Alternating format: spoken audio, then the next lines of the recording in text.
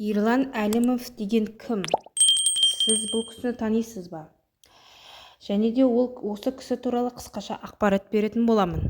Ерлан Әлімов қазақ эстрадасының танымал тұлғасы, әнші әрі продюсер. Ол Азия тобының негізін қалаушылардың бірі ретінде танылып, кейіннен продюсерлік қызметінен де елге белгілі болды.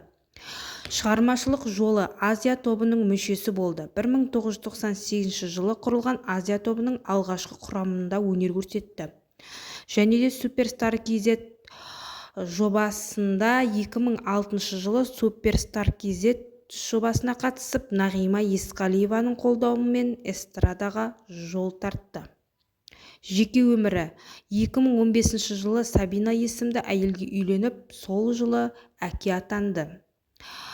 Және де продюсерлік қызметіне тоқталатын болсақ, оның шығармашылық жолының маңызды бөлігі әнші ретінде танылғаннан кейін, ол көптеген талантты жастар мен музыкалық жобаларға жетекшілік етіп, қазақстандық эстрадада өзін беделді продюсер ретінде танытты.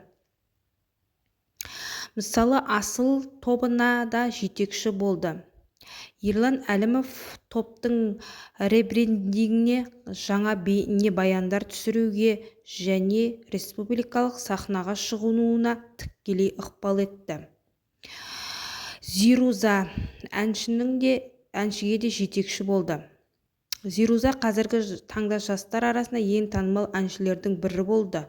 Оған да жетекшілік етті.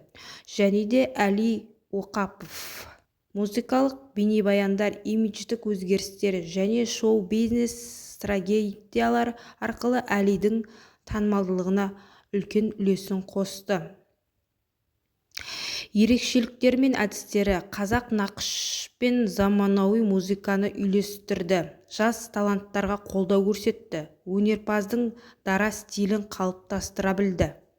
Және де әлеуметтік желілер мен YouTube платформасында жарнама мен жұмыстарына белсенді қатысты.